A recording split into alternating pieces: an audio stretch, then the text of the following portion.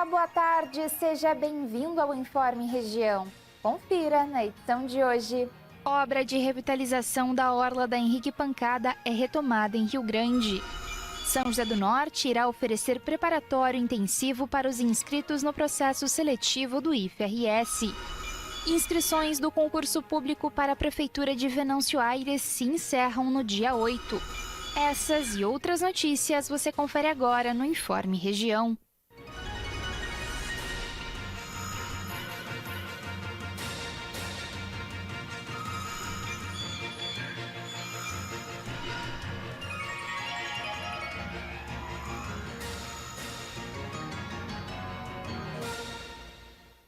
A segunda fase da obra de revitalização da Orla da Henrique Pancada foi retomada. Essa etapa compreende o trecho entre as ruas Coronel Pedroso e Acre. A obra estava parada desde o mês de maio, devido às condições climáticas desfavoráveis para a execução dos serviços. A revitalização tem como objetivo proporcionar uma área de lazer ao ar livre para a comunidade rio-grandina. O projeto prevê a construção de um pier para a prática de esportes náuticos, área de passeio público com acessibilidade, bancos e um sistema de iluminação, além do trabalho de paisagismo que será realizado no local. A expectativa do Executivo Municipal é concluir a obra em janeiro de 2024. Na sequência, será iniciada a terceira fase da revitalização, contemplando o trecho entre as ruas Acre e Tobias Barreto. Chegou ao fim o projeto Câmara Jovem. A iniciativa do Legislativo de Rio Grande contou com a participação de 25 jovens vereadores. Resultado de uma parceria entre a Câmara Municipal e a Secretaria Municipal da Educação, a iniciativa, promovida pelo Projeto de Resolução número 12/2023, visou proporcionar aos alunos uma imersão no ambiente legislativo, permitindo com que eles ocupassem o plenário e desempenhassem o papel de vereadores jovens. Durante a experiência, houve a eleição de uma mesa diretora, discursos, elaboração de projetos, debates e votações. Estimulados a reconhecer e enfrentar os obstáculos que se manifestam em seus meios locais, os estudantes selecionados assumiram a responsabilidade de representar os legisladores municipais por meio de sessões simuladas. Após a conclusão das atividades, os 25 vereadores jovens que compuseram o grupo foram agraciados com certificados de desempenho no projeto. O Esporte Clube São Paulo avançou para a fase mata-mata da Terceirona Gaúcha. Nós conversamos com Paulo Costa, presidente do clube, que falou sobre o que esperar do time na competição. Com 8 pontos conquistados, o São Paulo foi o segundo colocado no grupo D da competição. A campanha equilibrada, com 2 vitórias, 2 empates e 2 derrotas, ligou o alerta em relação ao desempenho da equipe. Paulo Costa, presidente do Leão do Parque, analisou o momento da equipe. Não foi uma análise muito boa, sabe? Eu entendia que o nosso time teria que jogar um pouco mais. Eu acho que o nosso time deixou um pouco a desejar para o nosso torcedor. A gente montou um plantel com atletas da divisão de acesso que subiram o Guarani de Bagé, subiram o Santa Cruz.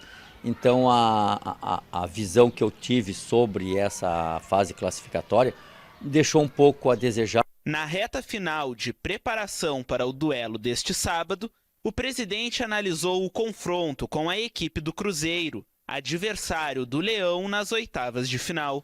É um time muito parelho, né? Em todos os aspectos, a terceira divisão são tudo muito parelho. Eu acredito que naquele que errar menos vai conseguir superar o adversário. Ele foi o melhor de todos na classificação geral. Vimos os jogos do Cruzeiro, entendemos como é o Cruzeiro, a gente enxerga com bastante expectativa de sim passar para a semifinal. Questionado sobre a estrutura financeira do São Paulo, o presidente não escondeu a delicadeza do momento vivido pelo clube e descreveu a situação como pior possível, uma dívida astronômica, sem apoio nenhum, Não temos um investidor, não tem patrocinador, não temos... É uns recursos que a gente está, assim, ó, pegando ajuda um pouquinho de cada um. Mas o sócio torcedor está muito pouco. Nós temos ali 100 e poucos sócio pagante. Então a gente tem o investidor que está colocando atletas, pagando algum salário, e eu e outros companheiros que a gente tem que ajudam de um jeito ou de outro. Antes do jogo de ida, Paulo faz um apelo ao torcedor rubro-verde. Que o torcedor, no mínimo, compareça ao estádio para nos apoiar, para nos ajudar financeiramente, para que a gente consiga, sim, ultrapassar pelo Cruzeiro, chegar a uma semifinal, que aí já é uma outra história, já é um outro campeonato, e passando a semifinal, o São Paulo já está na divisão de acesso novamente, que é o primeiro passo que tem que subir. O jogo de ida das oitavas de final contra o Cruzeiro acontece neste domingo, no estádio Aldo da Puzo, a partir das 15 horas. Em São José do Norte, os participantes do processo seletivo do IFRS terão a oportunidade de participar de um preparatório intensivo. Confira. O curso preparatório destinado a estudantes que desejam se preparar para o vestibular do Instituto Federal de Educação, Ciência e Tecnologia do Rio Grande do Sul será conduzido no Casarão do Saber e da Inovação. As inscrições, que podem ser feitas na sede localizada na Rua Júlio de Castilhos, número 33, permanecerão abertas até segunda-feira, nos períodos das 8 ao meio-dia e das 13 às 17 horas. A prova do processo seletivo será realizada no dia 3 de dezembro.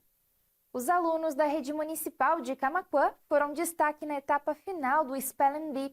O campeonato de soletração em inglês foi promovido pelo SENAC.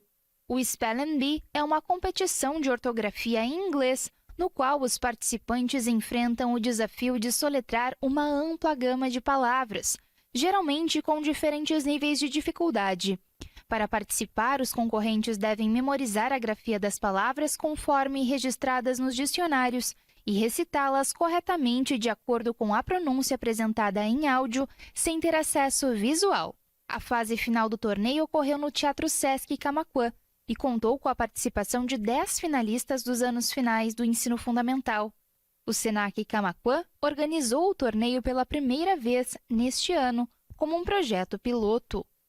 Nesta edição, todas as escolas da rede municipal foram convidadas e 6 escolas de ensino fundamental aderiram à iniciativa, realizando as etapas escolares em suas próprias instituições. Gustavo Zarnotti, da MF João Belchior Marques Goulart, conquistou a primeira colocação, seguido por Fernanda Voltes, da MF Cepete Araju, e Alessandra Santana, da MF José Antônio Neto. Até a próxima semana estão abertas as inscrições para o concurso público da Prefeitura de Venâncio Aires. Ao todo, serão 12 cargos disponibilizados e os salários variam entre R$ 1.700 e R$ 18.000. O processo seletivo engloba tanto posições para cadastro reserva quanto para nomeação imediata. Os interessados têm até o dia 8 de novembro para realizar suas inscrições exclusivamente pela internet, por meio do site da Fundatec, no endereço eletrônico fundatec.org.br. As provas irão abranger questões da língua portuguesa, legislação, informática, conhecimentos gerais, matemática e raciocínio lógico e conhecimentos específicos relacionados às áreas contempladas no processo. Além disso, os candidatos devem efetuar o pagamento da taxa de participação, que varia de R$ 60 a R$ 180, conforme o cargo desejado. O processo seletivo tem como objetivo preencher 35 vagas em 12 diferentes cargos, distribuídos nas áreas da saúde e educação. Além disso, oferece oportunidades para candidatos de nível superior e médio, com salários iniciais variando entre R$ 1.700 e R$ 18.000. As vendas de passagens de ônibus registraram um aumento de 50% nos últimos feriados em comparação com o ano passado. Só entre novembro e dezembro são esperados 16 milhões de passageiros nas rodoviárias brasileiras. O turismo nacional tem dado sinais de aquecimento neste ano. Segundo o aplicativo ClickBus, a tendência de alta do mercado rodoviário brasileiro se deve ao valor das passagens de avião e ao aumento do conforto dos ônibus, o que faz os passageiros optarem por viajar pelas estradas e não pelo ar. Dados dessa mesma plataforma digital também revelaram que houve um aumento de 80% na compra de bilhetes de ônibus neste ano de 2023, na comparação com o mesmo período em 2019, antes da pandemia. Durante as férias no meio do ano, uma outra pesquisa do site Quero Passagem já havia identificado o crescimento de 57% na procura por passagens em relação a 2022. Segundo economistas, com a recuperação nos últimos meses do nível de renda e a queda da inflação, houve alívio no orçamento dos brasileiros e parte deles passou a fazer as malas com maior frequência, principalmente nas datas de descanso. A alta do custo do petróleo tem impactado no aumento do preço da passagem aérea. Com isso, cada vez mais pessoas estão vendo o transporte rodoviário como uma alternativa que cabe dentro do bolso e que muitas vezes torna possível as viagens a lazer ou a trabalho. Com 3 feriados agora em novembro, sendo eles Dia de Finados, Proclamação da República e Consciência Negra, além das festas de fim de ano em dezembro, a expectativa é de rodoviárias lotadas em todo o país. A Arábia Saudita será a sede da Copa do Mundo de Futebol em 2034. A confirmação foi feita pelo presidente da FIFA, Gianni Infantino, em uma publicação nas redes sociais. Gianni Infantino comemorou que as próximas 3 edições de Copa do Mundo terão partidas em 10 países diferentes e citou a nação asiática, que é a candidata única para receber a competição daqui a 11 anos.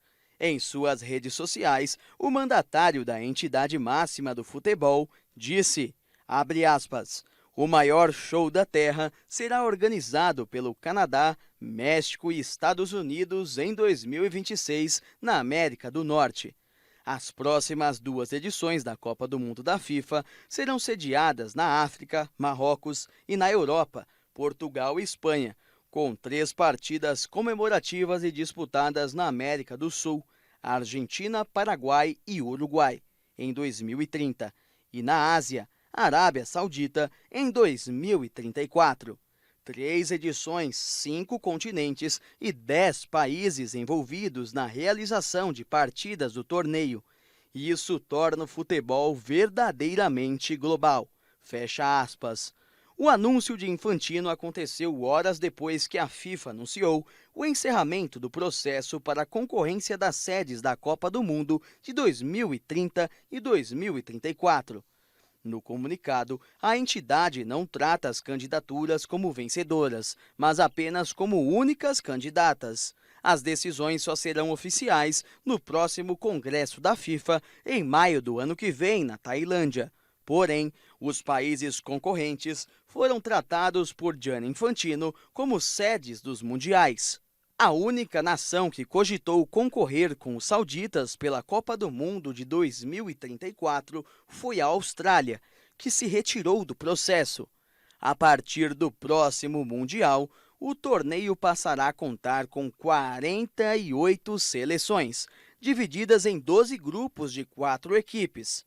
Os 2 primeiros de cada chave e os 8 melhores terceiros colocados avançam para a fase eliminatória. A partir daí, os 32 classificados se enfrentam em mata-mata até a final. O Ministério da Saúde anunciou que a partir de 2024, a vacinação contra a Covid-19 será realizada anualmente para crianças e grupos prioritários. A imunização contra a doença será incluída no calendário nacional de vacinação e vai priorizar crianças de 6 meses a menores de 5 anos de idade, além dos grupos com maior risco de desenvolver as formas graves da Covid, como os idosos, imunossuprimidos, gestantes e trabalhadores da saúde. A inclusão já passou por avaliação da Câmara Técnica de Assessoramento e Imunização da Covid-19, de acordo com a pasta. A Secretaria de Vigilância e Saúde do Ministério da Saúde disse que a vacina foi incluída no Programa Nacional de Imunização depois de ter sido avaliada pela Câmara Técnica de Assessoramento em Imunização. O Ministério vai lançar ainda uma nova campanha publicitária na primeira semana de novembro, reiterando a importância da vacinação. Atualmente, a vacinação contra o vírus está à disposição de toda a população, de graça, pelo Sistema Único de Saúde, para pessoas com mais de 6 meses de vida. Confira a previsão do tempo desta sexta-feira para a sua cidade. A sexta-feira será chuvosa em todas as cidades. A temperatura máxima será de 25 graus, registrada em Camaquã. E a mínima será de 13, registrada em São José do Norte.